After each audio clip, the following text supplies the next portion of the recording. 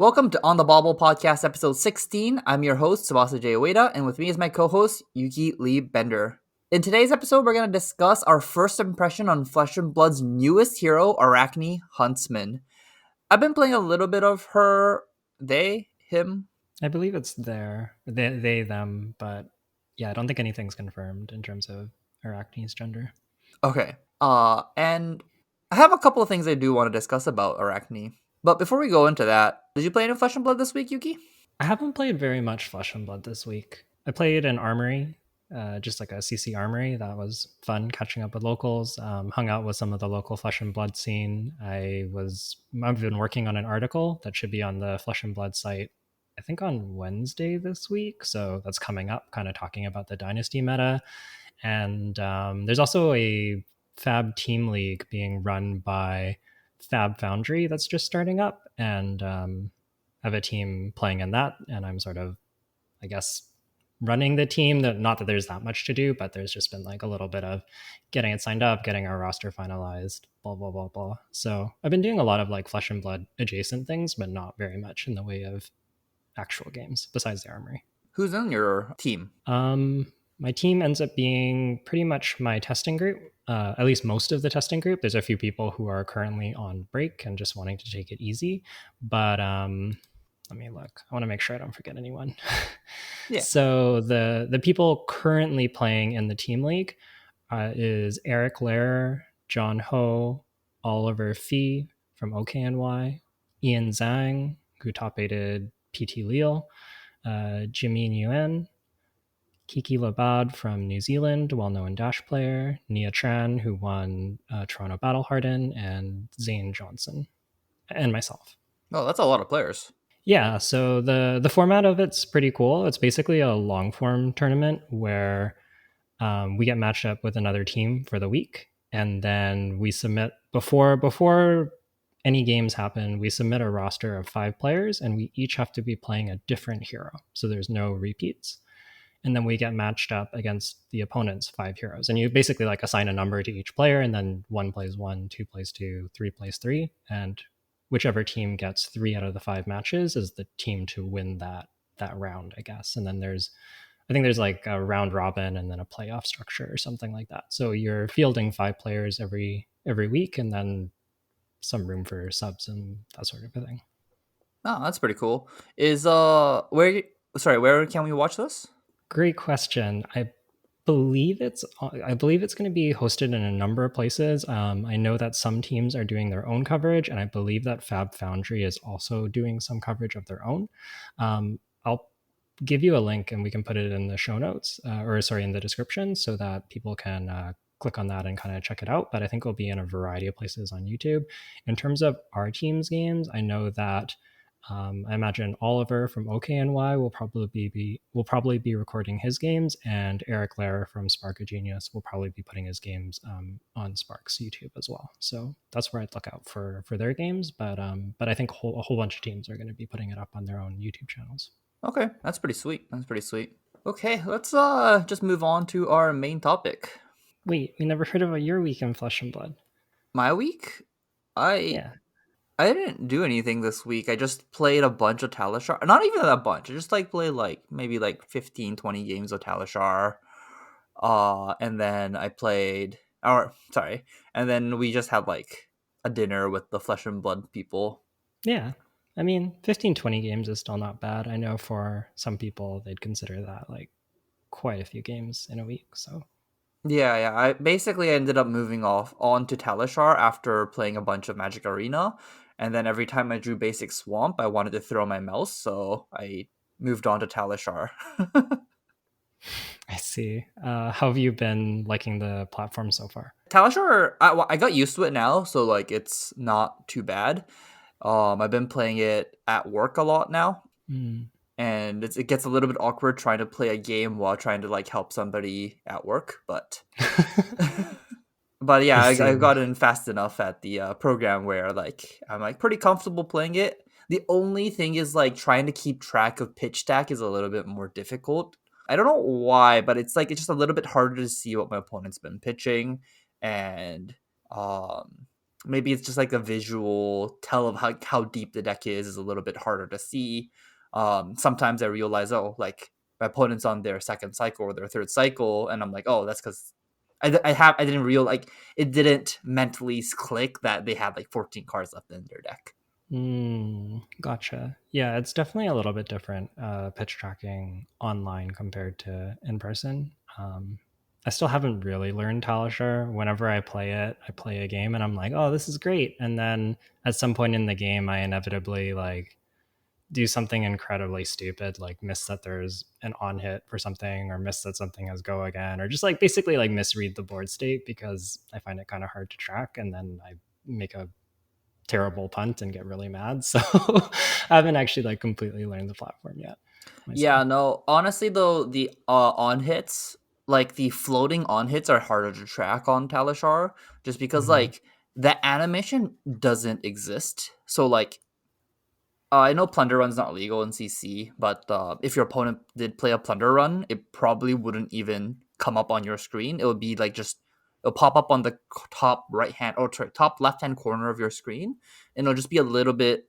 It would be there, it would be visibly there, but there's not gonna be any like pop up or like a response window because like typically people wouldn't respond to it, right? So Talishar wouldn't give you the response option. Like they wouldn't give you a window to respond to it, which means you don't get to see it being played. It's just like a card disappears from their hand and it's in their graveyard, and if you miss it, it's just like, oh, if you knew there was a plunder on trigger, you would have blocked or something like that. Like there is like that aspect of it on Talishar, which is a little bit annoying, but I think overall it's like a pretty robust like system. It's good enough where like I can like half pay attention to the board and still like click through the games now.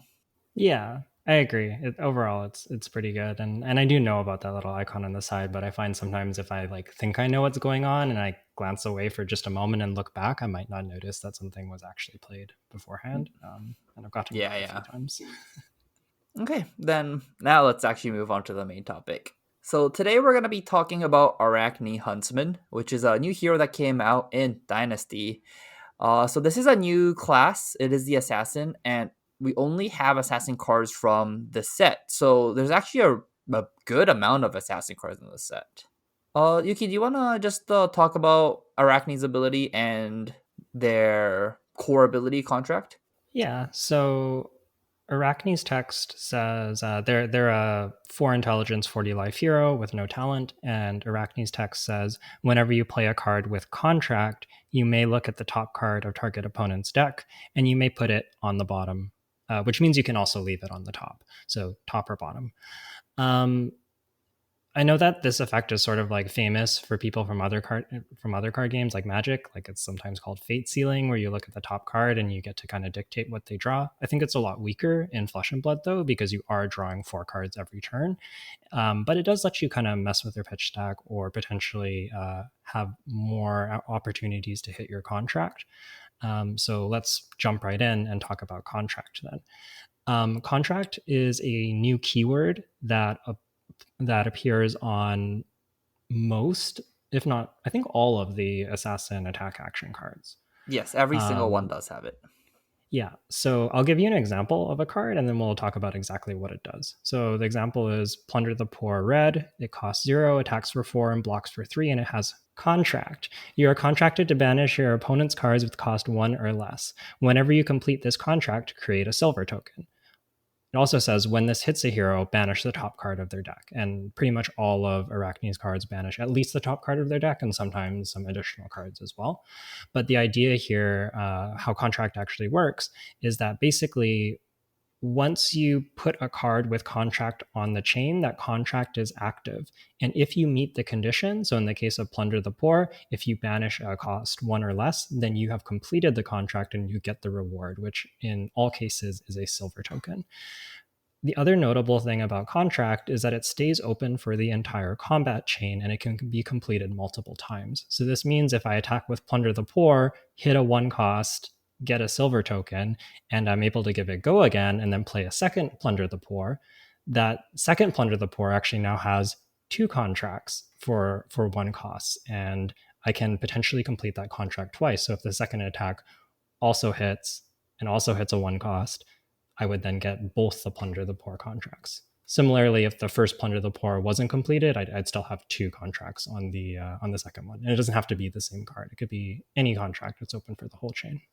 Yeah, just a clarification on the rules. A contract is just like a floating ability that's it doesn't actually go on the card. It's just basically an ability on yourself. So you are contracted to fulfill this the ability, essentially, the cost, or how would I even say it? Like the requirements. Yeah, you are the one that has to fulfill the requirements. It doesn't matter how it's fulfilled as long as you, the player, does it. So only really applicable in like Ultimate Pit Fight, but if somebody else banishes a card, you actually don't meet the contract. It has to be you, the player, that directs another player to banish a card for you to meet the contract. Yeah, could actually be relevant in CC. So, like, if your opponent banishes off Art of War, you aren't completing a contract. Yes, correct. So, to kind of summarize, Arakni is essentially trying to present these attack actions and look at the top card of your opponent's deck and then banish cards of a certain type. Basically, all of the attacks are looking for different types of cards, such as attack actions, non attack actions, red cards, blue cards, and so on. And when you complete these contracts, you get silver tokens. And that's sort of like the whole general concept of the assassin. It's quite flavorful. You're trying to complete these contracts and get your silver tokens. Do you want to talk about the rest of Arakni's equipment and how Arakni can use those silver tokens? Yeah, sure. Let's start with their legendary piece, which is Black Tech Whispers. While Black Tech Whispers is in your graveyard, at the start of your turn, you may destroy 2 silvers you control. If you do, equip Black Tech Whispers. Attack reaction, destroy Black Tech Whispers. Target assassin attack action card gains, when this hits a hero, it gains Go Again, and it has Battle Sworn. And this card naturally blocks for 1. So basically, in short, the reason why you want to make silvers with your contracts is so you can buy back your equipment pieces by paying 2 silvers, and at the start of turn you basically get this back. The -1 counters on these will disappear once it is in your graveyard, so when you do get it back, you get an extra block in. Very similar to this card is Mask of Perdition, which reads, while Mask of Perdition is in your graveyard at the start of your turn, you may destroy 2 silvers you control if you do equip Mask of Perdition. So it's exactly the same text as Black Tech Whispers, which when it's in your graveyard, you can pay 2 silvers, bring it back. And this also has Battle Sworn and blocks for 1.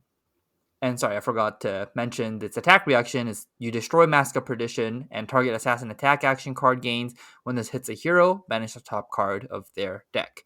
So you basically get an extra banish to try and make more silvers on the same attack. Yeah. And notably, when you banish multiple cards with Mask of Perdition, you can complete the contract multiple times. So if both of the cards satisfy the contract, then you would get 2 silvers out of Mask of Perdition. So it can help you generate additional silver as well. Yeah, and that would help buy it back as well, and then get an extra block. So assassins' equipment really do like generating that extra block value with Battle Sworn. So assassins typically block with their equipment quite early, try and use it up during the attack reaction step and sacrificing it, generate some silvers, and then keep on bringing it back. So of all of the heroes, of all the equipments in the game, these are the one that have like very continuous effects in the game. So like typically in Flesh and Blood, once you run out of armor or equipment, you don't ever be able to get them back. But Arachne is, I think, is the first one that can continuously bring back equipment and like basically present that extra resource in from the graveyard. There isn't anyone else who can recur equipment right now, right? Not really. The closest thing we have is Valiant Dynamo, which if you swing a weapon, this is the warrior equipment where if you swing 2 weapons, you can remove a -1 counter from it, which sort of fulfills the role of blocking multiple times. But that's really all Valiant Dynamos does. Whereas the assassin equipment also has like the added attack reaction to get you even more value. So I think these are quite a bit more powerful than Valiant Dynamos. And lastly, the other equipment that, or sorry, the other weapon that Arachne has would be Spider's Bite. So this is a one-handed weapon, which says once per turn action, cost 2 resources attack, go again. It has piercing 1, and it says when this hits a hero, the next time they defend with 1 or more attack action cards this turn, those cards have -1 while defending. And this card hits for 1, so it's a expensive Kodachi. Yeah. So, what is the idea behind Spider's Bite? Like, what is the role that Spider's Bite is performing in Arakni? So Arakni, all of Arakni's attacks has an on hit, so they're trying to. Spider's Bite's role in this deck is to force your opponent to either block the Spider's Bite, or if Spider's Bite hit, makes the attack action card you play with Arachne harder to block. Every time a Spider's Bite hit, these ability does stack until they want to start blocking. So if you are able to go Spider's Bite into Spider's Bite, and if they both hit, all of their attack action cards for that for their next block gets -2 uh, block value. So if you go Spider's Bite, and then attack for 4, if they want to block the 4, all of their attack actions will only typically block for 1 per card, which means they basically can't block that attack, which helps you fulfill your contract a little bit more consistently. Yeah. So the Spider's Bite's really an effective way of like sneaking in those on hits, and notably, Spider's Bite doesn't the debuff to their defensive cards doesn't only apply to assassin attacks. So there is possibility to use other types of attacks as well, such as like command and conquer. Is still harder to block from Spider's Bite. It doesn't have to be something with contract or an assassin card. Yeah, honestly, like one of the strongest like play patterns with Arachne is just like pitch blue Spider's Bite, pitch blue Spider's Bite into Command and Conquer. It just you're basically guaranteed to rip their whole hand apart, or you get their arsenal for sure. Like there's almost unless your opponent's hand is like all non-attack actions that blocks for 3, it's very hard to block that turn out. What's really interesting though about that play though is specifically in the mirror match, there are a bunch of cards in Arachne that's non-attack actions that block for 3. So when you try to do that exact line against Arachne, they just end up going like, I block you with Shred and their attack action that also blocks for 3 for some reason. Yeah, and it's kind of interesting where I think if Arachne becomes more popular in the metagame, I kind of think we could see people start to do things like play more blues that block 3, like such as This Round's on Me, just like a solid blue block 3 that has some text that is sometimes viable. And you could also play defense reactions, since those also don't get reduced by Spider's Bite. So I kind of wonder if Arachne ends up being a popular hero in the metagame, if we might see decks adapt a little bit in terms of how they're built, just to have a little more options in terms of how they can block this deck out. Yeah, what's really annoying is Briar. Briar's embodiment of Earth only buffs non-attack actions. So their non-attack actions all block for 3 now, and your debuffs on Spider's Bite actually don't work on those cards either. So you get these awkward things of like they're still blocking for maximum even though they're taking the Spider's Bite, and then they're coming back at you with their attack actions that you wanted to like devalue essentially, but they still get maximum value. So jumping a gun a little bit, Briar's pretty good against Arachne. Yeah, makes a whole lot of sense. So before we start talking about kind of like what Arachne is trying to do in their game plans, I do have one last question for you about the equipment here, since you played a lot more of the deck than I have. Between the Black Tech Whispers and the Mask of Perdition, is there one that you tend to be favoring? Do you buy both of these back, or is one generally the priority, or like how does that end up playing out? From what I've heard, sorry, so I'm just gonna go a little bit. How do I say this? So in my current list of Arachne, don't. I typically don't start with a Mask of Perdition. I only start with a Black Tech Whispers. So, which basically answers your question, is I favor Black Tech Whispers over Mask of Perdition. Just because there really isn't a good replacement for Black Tech Whispers other than Snapdragon Scalers, but Black Tech Whispers essentially does the same thing as Snapdragon Scalers. And this one blocks for 1, and you can rebuy it. So this card's just better than Snapdragon Scalers. But the Mask of Perdition, I tend to find that other headpieces are just as powerful, or if not more powerful.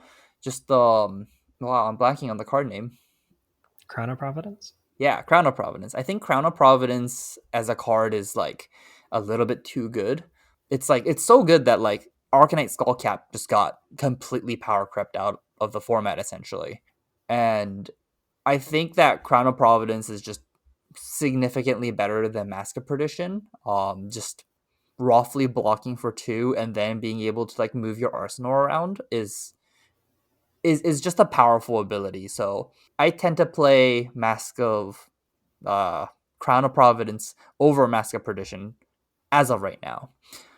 But that being said, if you are trying to get the most amount of silvers and like to rebuy it, the equipment to rebuy would be Mask of Perdition if you are playing both, just because it helps you create silver and base an equipment that blocks for 1 that helps itself rebuy it is a very powerful tool. I haven't done enough testing myself, but I could see myself favoring Mask of Perdition in matchups where my opponent's not wanting to block my attacks, so I can keep on rebuying Mask of Perdition.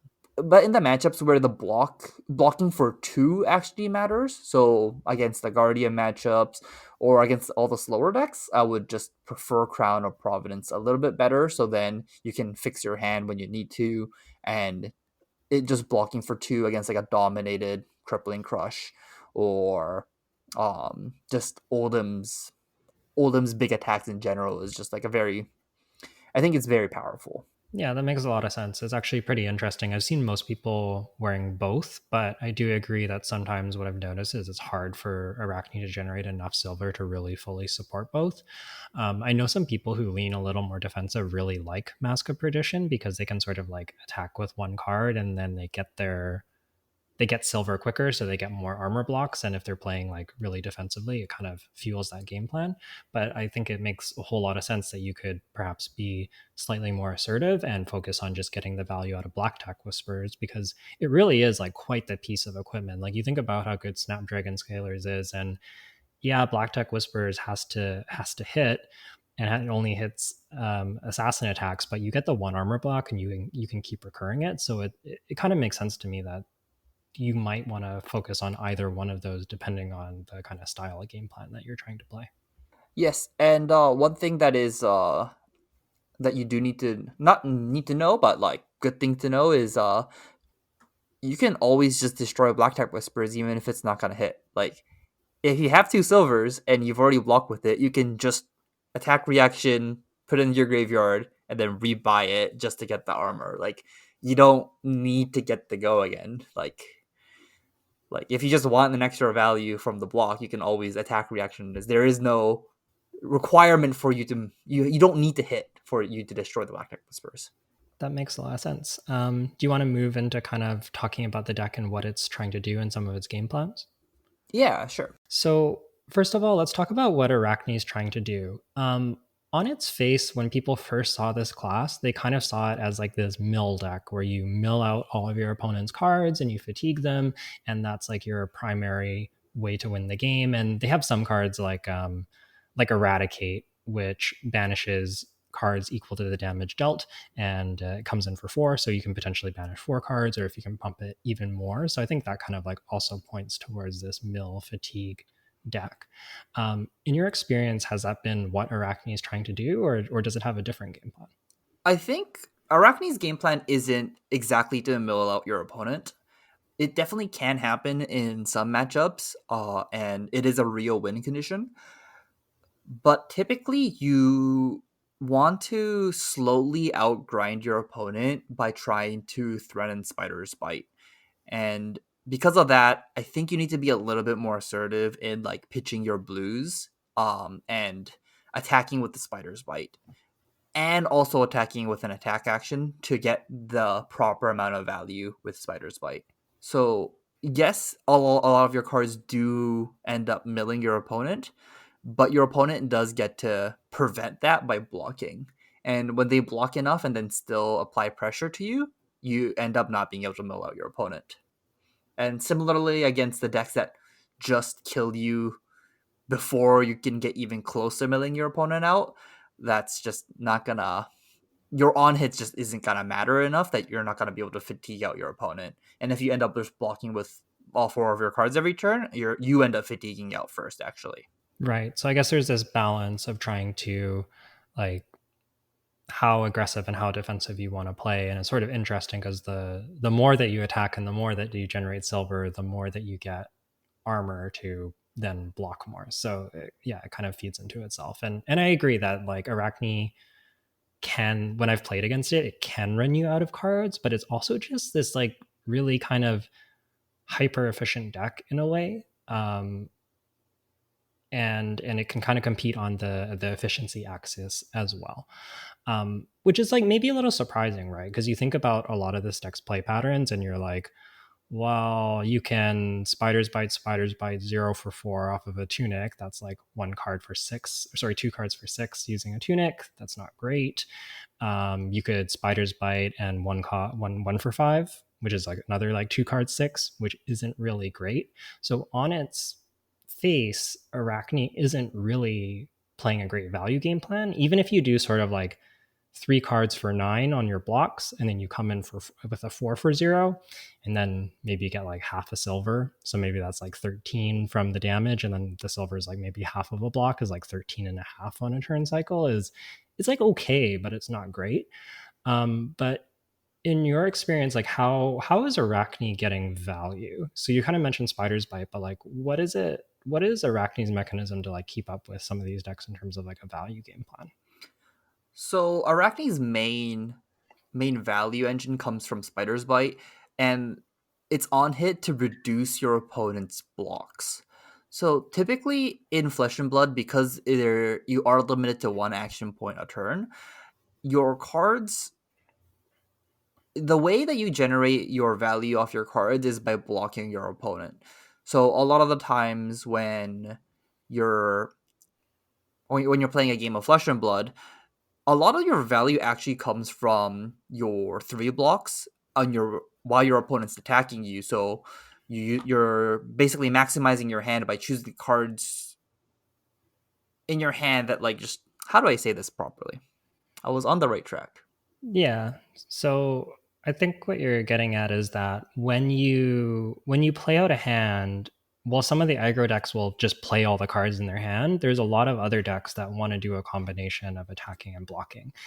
You could think of like Bravo, who spends 2 cards to block for 6 and then comes in with Anathos for 6 using the hero ability. So half of the value of that hand is coming from his blocking for 6, and then half of it is coming from swinging Anathos. Yes. That's a beautiful way of saying that. And then when you actually use the Spider Bites on hit, it's like Spider's Bite is actually attacking for 2. And Spider's Bite is actually like a beautifully designed card where piercing 1 doesn't allow your opponent to maximize their armor block on your Spider's Bite, which means they have to use their armor on your actual attacks, but they typically attack for 4 or 5 for the red ones, which means that they also still need to commit a card in their hand. And if that card happens to be an attack action, it gets that -1 debuff. So for your opponent to maximize their hand, they still need to block with their cards in their hand. And when they do go to block, they can either overblock the Spider Bite for 3 with an attack action to leave their other attack actions at 3 block, which means that your Spider's Bite actually basically attack for 3. Or that attack action gets -1, and then you end up attacking with, like, let's say, a 1 cost for 5, and now even if they commit both of their attack actions, it only blocks for 4. You get the on hit, which is an extra point of value essentially, or half a point of value. So you get these incremental gains of value just by attacking with a Spider's Bite. So I think Arachne really has to attack with Spider's Bite every turn to be able to to generate that value. It's more of like attacking with a spider bite and an attack action is how Arakni generates value. Yeah. So kind of like the numbers way of thinking of this is if you spider's bite and then come in for with a 5 for 1, that's like 6 points of value. But then if you devalue one block off of 2 of your opponent's cards, then that's like how you get the extra 2 to get like 2 cards for 8, which is approaching like Icelander territory. So that's kind of been my experience too, that decks that want to block and have lots of attack actions have a really hard time doing that against Arakni. And I think the kind of added layer here is that on top of making it hard to block with the spider's bite, Arakni also has incredibly efficient attack reactions with cut to the chase, which is just a 0 that gives +3, +2, or +1 for red, yellow, and blue, no condition, and it blocks for 3. And shred, which can actually reduce the defense of a card that's defending it. It can reduce the defense of a card that's defending on the chain by 4, 3, or 2, and it also costs 0. So both of these kind of further punish your opponent for trying to block and get value out of their hand by blocking. Do you want to talk about the mythics now then? Yeah, so I think the other thing that we can see Arakni really doing a decent job of is providing some level of disruption. So Arakni kind of has some powerful disruptive tools from their Majestics. We see this in Surgical Extraction, which is probably the best of the bunch. It's a blue that costs 2 and blocks 3 and comes in for 4. And it says, contract, you're contracted to banish blue cards. If you do, make a silver. And then when this hits a hero, banish the top card of their deck, then look at their hand and banish a card. So it's the same text as Deadeye, and we kind of talked about it there, but just choosing a card and taking that card out of their hand can greatly reduce the effectiveness of their hand. Like that's not just one card, which is worth about 3. It's often more than that. If you think about like a Phi deck that wants to operate off of a blue and you take their only blue, you've made their turn way, way worse. Maybe not very functional at all. Similarly, if it's a Guardian deck and you take away their, like as Bravo, and you take away their Crippling Crush and they're left with 3 blues, their hand isn't 3 points worse. It's like, it becomes, instead of Crippling Crush dominate, it's Anathos, right? So Surgical's on hit is definitely the best disruptive tool that Arakni has. Yeah, and there is no setup required for Surgical Extraction. You just get to play it. What's really gross about Surgical Extraction is that this card naturally plays really strongly in second cycle, where in the early game, you do always want to be attacking with your Spider's Bite plus 1 more card. So you tend to end up with a deck that looks like you end up having like 3 or 4 blues lined up with each other on second cycle. And a hand that has 4 blues and 3 blues and a Surgical Extraction is a very powerful hand because you get to go pitch 6, go Spider Bite, Surgical Extraction. And that's a turn that really does wreck your opponent's whole hand, because if they don't block the spider's bite, then when they try to block the Surgical Extraction, all their attack actions block for 1. And if they do end up blocking spider's bite, then Surgical Extraction rips the rest of their hand because they have to block it or they lose their hand. And it really, Surgical Extraction is probably the best card in the deck that gets you back tempo if you are behind, and if you are ahead, it does not let your opponent have a turn. I think moving on, we'll talk about the next best card, which is Leave No Witness. This is a red 0 cost that has contract. You're contracted to banish opponent's red cards. And it has, when it hits a hero, banish the top card of their deck and up to 1 card in their arsenal. So this is just... You should say how much it attacks and blocks for. Oh, yes. And attacks for 4 and blocks for 3.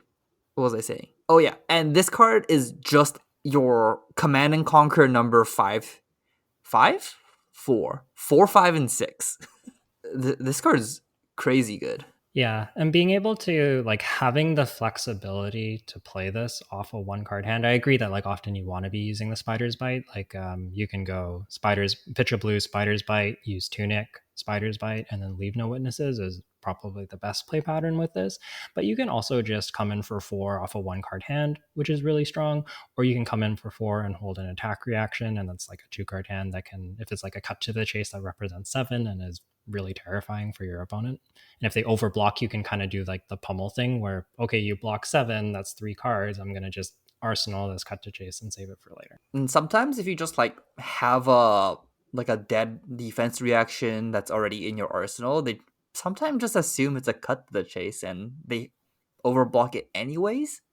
And then you get to just like have a card in the arsenal that's like not an attack action that blocks really well. And that ends up being very good too. Yeah, my primary experience seeing Arakni in play has been playing against it as Ranger, and I can confirm that that is really terrifying playing against this card when there's a card in Arsenal, because you just go, well, if I give you my whole hand, I'm like in a really bad spot, and then you have the full hand, and that's scary, and you might have an attack reaction still. But if I don't give you my whole hand, then you might just blow me out, and then I lose my arsenal, and that feels really bad too. So you can kind of put them in these really weird spots, and all the same stuff applies to surgical as well with the attack reactions. Okay, and I do want to talk about the last mythic, which is Eradicate. In my opinion, I think this is the one of the most important cards in the deck. This, if you didn't have this card, there will be matchups you can never beat, such as Oldham, or honestly any of the decks that can just block you out and just that can pitch attacks that have expensive attacks that they pitch for, so they basically keep their deck fuller. I don't know how Yeah. to explain that, but basically against like the Guardian matchups, if you didn't have Eradicate, you would almost never be able to win that matchup. So what Eradicate does is it's a yellow card that costs 1. With Contract, you are contracted to banish opponent's yellow cards. And when this card hits a hero, banish the top X cards of their deck, where X is the damage dealt by Eradicate. So, and attacks for 4 and blocks for 3. So on its face value, if your opponent doesn't block and Eradicate, they lose 4 cards from their deck. Yeah, and that's really significant, right? Like 4 cards is a lot of your deck. It's an entire hand. And it can go up from there too, right? Because it's equal to the damage dealt. So if you do have like attack reactions like cut the chase to pair with this, you can mill 7. If you have 2 of them, you can mill 10 cards. Like that really, really adds up. Yeah, in the games where you want to fatigue your opponent or you have to fatigue your opponent, really making sure that you have an Eradicate with cut to the chase together is like a very key. It's a very key thing to keep in mind. That if you are falling behind in life and you do need to fatigue your opponent, and if your opponent can just ignore your attacks halfway through the game, an Eradicate for 7 is what would get you back into the game through the tempo perspective, because they have to block it. Yeah, that makes a whole lot of sense. Okay, do you want to move on and talk about kind of how you're currently building Arachne, and I can maybe add some of the thoughts of like what I've seen as well? Okay, yeah, I'll leave my FabDB link on the descriptions on YouTube and the show notes on Spotify. My deck is my current list is very simple. Every single card in my deck, other than my sideboard cards, block for 3. And they're all just the assassin cards and Command and Conquer. I'm not playing any of the other cards other than Sink Below and Fate Foreseen as the D reacts. Okay, so what has gotten you to choose to play? So I think like Command and Conquer, Sink Below, Fate Foreseen are all like pretty common cards, just extra ways to get value. And Command and Conquer gives you more disruption and works well with Spider's Bite. We kind of talked about that. But what has made you lean so heavily into all the attack actions rather than playing some more generics? Sorry, what do you mean by that? So why have you chosen to play? Sorry, You mean like class cards? yeah. What has led you to play? What has led you to play so many assassin cards over, let's say, some powerful generics instead? So my main thing about Arachne's cards is that they all do the same thing, which is that they block for 3, and the 0 cost all attack for 4, and the 1 cost all attack for 5 with a relevant on hit. From what I've seen so far, there really hasn't been any relevant on hits that Arakni can play at generic, which ends up which leads me to just being playing these assassin cards instead, with a somewhat relevant on hit to just banish the top card of your opponent's deck. That makes a whole lot of sense. Yeah, and I know like some people have looked at cards like Snatch, but you really do have trouble giving it go again, or even utilizing really big hands in the first place. So Snatch is not really where you want to be. Yeah, and blocking for 2 is actually a big problem with Arachne, because Arachne already has a hard time generating value through blocks, or just generating value in general, that when your blocks start to block for 2, that could be like the where you're gonna end up losing the game on. Where if you have to block with Snatch and it only blocks for 2, and you losing that one extra life could easily cost you the match. Yeah, that makes a whole lot of sense. We kind of talked about how like the traditional value game plan is like on its face not great. If you're doing like 2 card sixes and blocking for 6, it's sort of the math on that is all right, but not really that exciting. Yeah, and then when you change that to you block for 5 and then attack for 6, you're really hurting your odds on winning the game. Okay. And I know another card that I see in a lot of Arachne lists that's not in yours is Razor Reflex. Why is that? Is it just the 2 block, or is there more to it than that? It is mainly the 2 block on Razor Reflex that I don't like about it, but giving go again to your attacks isn't that powerful. Just because it's just so much easier to get the value off of your attacks by just blocking with it. And when you have a turn that has Razor Reflex, that typically means that you're not attacking with your Spider's Bite. And I'd rather just have a blue instead of a Razor and attack with the Spider's Bite and end with a 1 for 5 or a 0 for 4, and not even have that threat of like activating that like Razor Reflex for the sneak in 3 damage. I just don't value it that highly. And it's just so hard to utilize Go again in this deck that just like attacking for 4 then attacking for 4 with 2/0 cost isn't appealing to me. The other problem would be that for you to activate Razor Reflex, you have to keep a 4 card hand, which means you're not blocking.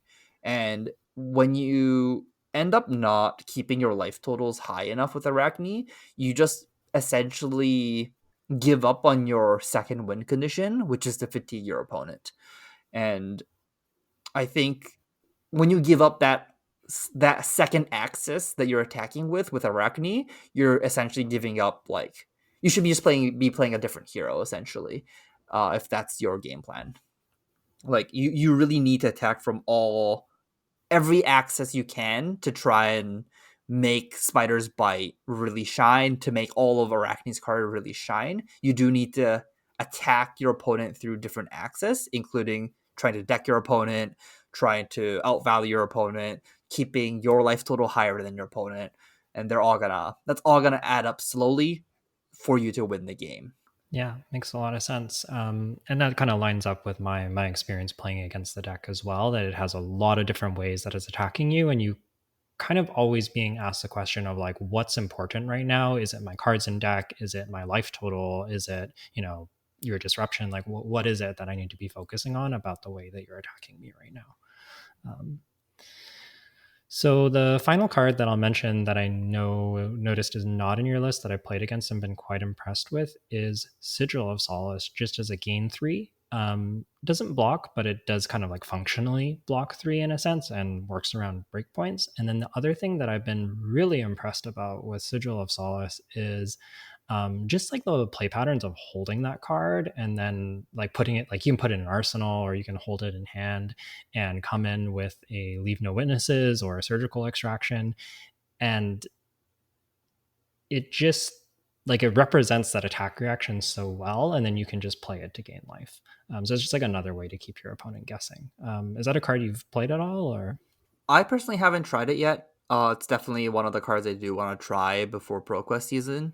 The only problem I would have with Sigil Solace is that my current list is quite tight already. If I want to make sure I have null runes for Icelander, it might just not make my list, or if it does make my list, it would. I don't exactly know what I would be cutting as of now. It might just be a zero cost 4 attack that like doesn't really have a relevant contract. That might just be what gets cut for it. But I am definitely down to trying this card. But I haven't played this deck enough to say that Sigil Solace is good or bad. Makes sense to me. So the final question that I have for you about this deck, Jay, is kind of about sideboard plans. So when you're sideboarding with this deck, what kind of cards are coming in and out? Are you generally like, are you customizing the attacks that you're playing with contract to try and target your opponent, or are there other cards that you're looking to take in and out of the deck? So the main sideboard card in this deck would be obviously the Smashing Good Time, which is solely just to beat Dash, which is becoming quite a bit more popular. And Arachne definitely does have a problem against a full setup Dash where it plays the one that gives +1 to your pistol. Plasma purifiers. Plasma Purifiers. Yeah, you really do need to destroy Plasma Purifier with Smashing Good Time. Other than that, it would be the sideboard cards in this deck would be Shred. I think that was it. Okay. Yeah, so you take out 5 cards. Yeah, you take out 5 cards in every matchup, which is Shred and Smashing Good Time. And I typically play 65 against almost everybody. Okay, interesting. So what is the kind of the rationale to play 65? Is that just to make sure that you always have the threat of running them out of cards, or is there more to it than that? Yeah, just because almost every single card in this deck does exactly the same thing. And there are notably 2 1-ofs in my deck, which is the 1 copy of Cashin and the 1 copy of Regicide. The Regicide is honestly it could get cut. It hasn't been impressive. It's won me 1 game so far where I attacked and my opponent couldn't block, um, because I knew the contents of their deck left. But other than that, it just ended up being a 3 block most of the time, or gets cycled through as a blue card till the late game, which is fine. And the other card would be Cashin. This card is really, really, really good. I wouldn't play more than one because, as I said, 2 blocks are god awful in this deck. And this card's really good at doing block for 9, play Cashin with your 2 silver floating at very late game. When you are at really low life and your opponent is forcing you to use your whole hand every turn. Instead of just going block for 9, attack for 4, you could block for 9, Cashin, draw 2 blues, and then pitch into a Spider's Bite and then into a 1 cost or um, you have to pitch stack this, but and keep a red with it. But you can basically turn 1 Cashin into a hand where you can take back tempo when you need it to. And basically, I'm just playing a little bit more cards so that I don't draw Cashin as often. And every other card in the deck essentially does exactly the same thing. So it doesn't really matter which cards you draw because they all block for 3. That makes a lot of sense. And then I guess the shred is just you play it against decks that want to block you and take it out against maybe the aggressive decks that aren't really looking to defend. Yeah, you take it out against everything that's not defending, and you put it in against decks that, as I said, like the Oldham decks, the Bravo decks. You want just the extra little bit more cards, and Shred's just really good at destroying cards with temper, and it sneaks damage in when you need it to. So when you get to a surgical extraction with a Shred up or what is that card called? Cut the Chase. If you have a yellow shred or cut the chase with a surgical extraction, that typically guarantees a hit, and you get to rip their whole hand apart, which is just like it's like a pseudo pummel that doesn't cost anything. Yeah, that's really interesting, and I like that you mentioned the interaction with temper. For anybody that might not be familiar, temper checks to see if the card has 0 defense when the chain closes, and shred lowers the defense for the entire combat chain. So if they block with something like a stalagmite and you shred their stalagmite to put it down to 0, even though it only has one -1 counter, it still has 0 defense. And so when the combat chain closes, it will actually get destroyed. And that's sort of like a little way to get some extra value out of your shred. Okay. Wrapping up here, just kind of, it's early days. We don't exactly know how Arakni is going to fit into the metagame yet, or exactly even what an optimal build looks like. But this is kind of like a nice first look. So far, based on the games that you've played, where do you see Arakni slotting into the metagame? Are there certain decks that you're looking to prey on? Are there good matchups, or like how would you describe Arachni's place in the metagame right now? Honestly, from how I've been playtesting on Talishar a lot against a lot of random people. So my win percentage is um unusually high. I've played about, I think, 16, 17 games. I've only lost 2 of it, which one of it was because I disconnected and Talishar kicked me from the game. And the other one where my Briar opponent went off on me with Channel Mount Heroics. But that being said, I feel like if all of my opponents played perfectly or better, they probably would have beat me in a lot of those matchups. So I think Arachne is like a 45-55 against the general field. And then against the aggro matchups like Fi and Briar, you're going to be looking at more problems. So maybe like a 30-70. So probably in the similar camp as where Dromai is right now. But then Dromai is actually good against the slower decks, whereas Arachne really has to fight to try and beat the slower decks. Okay, so maybe he has game into everything, but isn't particularly amazing against anything either. Yeah, it's like I wish we had an assassin defense reaction that blocked for 4 that cost 0 or something that can like really like improve my turn cycles. Or I wish Arachne did something other than just peek at your opponent's deck. Right, because it's not really generating value, and in a matchup where you're not getting to second cycle, it's not really, It's yeah, not relevant. Yeah. A lot of the times her ability is very very irrelevant. Like you could play the exact same way and the exact same thing without looking at the top card of your opponent's deck, and the result of that game probably wouldn't change. that makes a lot of sense. Okay, anything to add before we wrap things up here? No, I talked a lot about Arachne, so I think I basically said everything I wanted to say. Yeah, so there you go. Hope you enjoyed this first look at Arachne. I'm sure we're going to see lots of iteration and evolution on the deck, as we get into ProQuest season and there's more events. So this is by no means like the be all and end all on Arachne, but hopefully it gives you some ideas about how Jay's been building the deck and gives you a starting place if you're wanting to try Arachne out and see what they're all about. So that's going to wrap up our show, and thanks for all. And as always, thanks for listening. If you have any questions, please reach out to us on Twitter, or you can email us at onthebobble@gmail.com.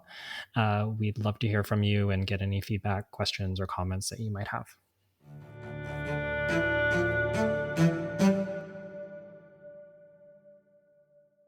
So I guess we can do sign off, talk about Cube. Yeah, let's talk about the cube. Talk about Oliver's cube. So one of the things we kind of talked about worlds and what we did last week, but one of the things that we didn't mention was how we spent the Sunday, and the way that we ended up spending Sunday, or at least the way I ended up spending Sunday, and Jay kind of joined in for part of it, was playing Oliver from OKNY's Cube, which is called, I believe it's called the Midwinter Cube. We'll put a link in the show notes, and you can also look it up on their channel if you want to take a look at some of the gameplay or the list of the cube to try it out. For anybody not familiar, Cube is basically a curated draft format where somebody chooses all the cards that are in the draft format, and you can shuffle up those cards, divide them into 15 card, like quote unquote booster packs, and then draft them as if it was a normal set. So you draft it just the way you would a normal set. You have 3 packs of 15 cards, and you draft those cards the way you normally would with all the regular rules applying. What's really cool about Cube, though, is that there's a lot of customization in terms of what cards go into that. And often the decks in Cube end up being, I'd say, like a decent amount more powerful than what you would see in a traditional draft format, because you can kind of cut a lot of the weak cards and focus on like what those heroes really are trying to do. Yeah, so Oliver's cube consisted of 4 different heroes. It was for the generic or the non-ice heroes, I guess. It would be Azalea and Kano. So you got the archer and the wizard. And then it also had 2 ice heroes, which was Lexi for the ice ranger, ice ranger, and and Icelander, which was a ice wizard.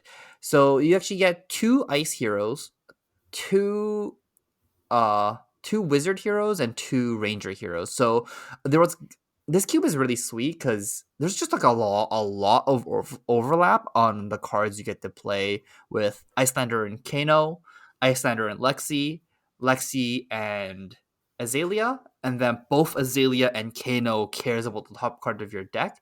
So they had some common cards in generic they wanted to play as well. So it was like a really nice balance of these 4 heroes all wanting to share basically the same kind of cards.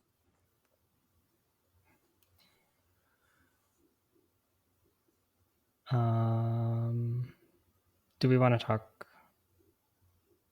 I guess we can talk about like our experience drafting it, like what we drafted Yeah, I or think that would be a something. good idea. Okay, I can do that.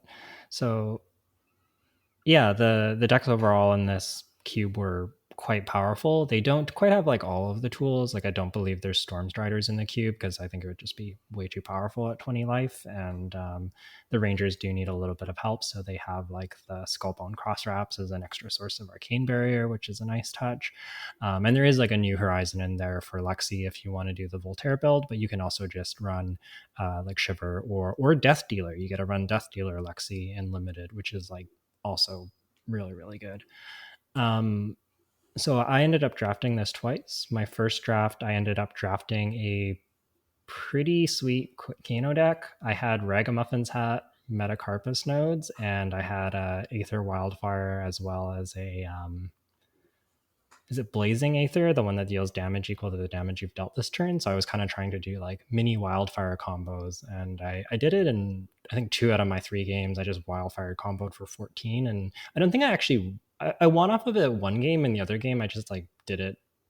Like I went first, my opponent went second, and then I wildfired them for 15 damage through their hand. It was just really hard for them to win. Wow, that sounds gross.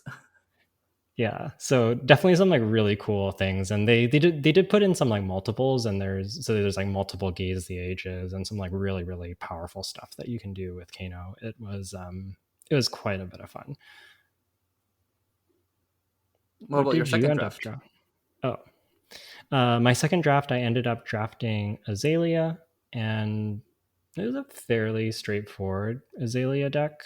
I think nothing too fancy, just like lots of good cards. I had some.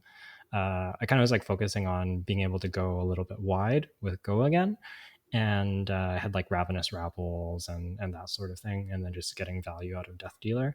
I found Azalea to be quite powerful, and I had and you're able to leverage stuff like Irina's Prayer and Azalea really well because you have reds and yellows, which gives you pretty good game into Kano. So yeah, What overall does Azalea actually felt pretty good. what does that card do? Um, okay, so it's a 1 cost instant, and I believe at red it says that you reveal the top card of your deck, and then you prevent. I think it's the next 6 arcane damage dealt to you this turn minus the pitch value of the card that you reveal. Oh yeah, okay, yeah, I remember that card now. Yes, yeah, that card's good against So Kano. yeah, and Azalea is often wanting to run like a lot of reds and yellows, so you're actually not that good at utilizing high arcane barrier, but this kind of gives you like a really nice out to just be like, oh, let me just pitch a yellow and I can stop like 6 damage off of it, or 5 damage off of it if you flip a yellow. Yeah, that's pretty good. That's pretty sweet. What did I think I ended up going 2-1 in both drafts, I'm pretty sure. I think I lost the Azalea mirror. My opponent just kept red in the ledgering me over and over again. And your bow is an action, so if you load your bow, you can't actually attack if you've been red in the ledgered. So that's kind of how that went. Oh, oh, that's Yeah, gross. it's real bad. What did you end up drafting, Jay? So I've done just the one draft. I was with the second pod. I had playing some other side events in the morning, I think, and I ended up drafting Icelander. I had like Insidious Chill on my deck. Uh, but what was really fun was I actually played Crucible of Aetherwind. No, Crucible of what is that card called? The I staff. think I think you got it right. Is it Crucible of Aetherwind? It's Crucible of Aether something. Let's look it up. Aether Weave. Aether Aether Weave. You're really Weave. close. Okay. Crucible of Aether Weave, and I was just like pitching a blue, playing a blue 2 costs from my arsenal, and giving it +1 damage. So it's just harder for my opponent to block. So it'll be like blue frost. Oh man, these card names just really escaping me. It's the ice card that costs 2. Frosting. Oh no, Ice Bolt? Ice Bolt, yeah. So I'll be like pitch a blue Ice Bolt +1 with the Aether Weave and then block out for 6. So just like playing the most fair Icelander deck I can even think of. Uh and I was just playing like red 3 cost for 5s. So then I can like pump it by 1 more. I was playing something super fair. And I ended up playing against like a bunch of other wizard players. And I think I went 1-2. The deck that I made was way too fair. It was just like it didn't really do much, but then all the games were really close. I ended up playing like so we played like the 3 official matches, which I went 1-2, but then I also played because I play so like I typically play very quickly, Flesh and Blood. So by the time I was done my first game with my first round opponent, I got to play again, um, and then I won my second time. And then I did the same thing in the second round, where after we've played our official game, we got to play the second game for fun, and then I beat my opponent the second time. And then the third round, I did the same thing. We finished quite early, and then we played the second time, and then I beat my opponent in the third one. And it was just like, oh, okay, so like this deck's okay. It's just that my opponent's deck sometimes does something very ridiculously broken, and my deck can't beat ridiculously broken things. It can only do very fair things and make 1 frostbite a turn, and sometimes that's good enough. Fair enough. Yeah, just like how the Rangers can choose to play either Death Dealer or Shiver if you're Alexi, the Wizards can play Waning Moon or Crucible. So there you go. Crucible Icelander Unlimited, or you could also play Waning Moon Kano Unlimited, both of which are, yeah, pretty spicy. Yeah, Waning Moon Kano is sick because you just pitch 2 blues, and whatever card you rip off the top, you just get the Waning Moon with it as well. So you get to play like cheaper spells with Kano and like really combo off and like just get extra mileage off your extra resource or floating resource. That was pretty sweet, honestly.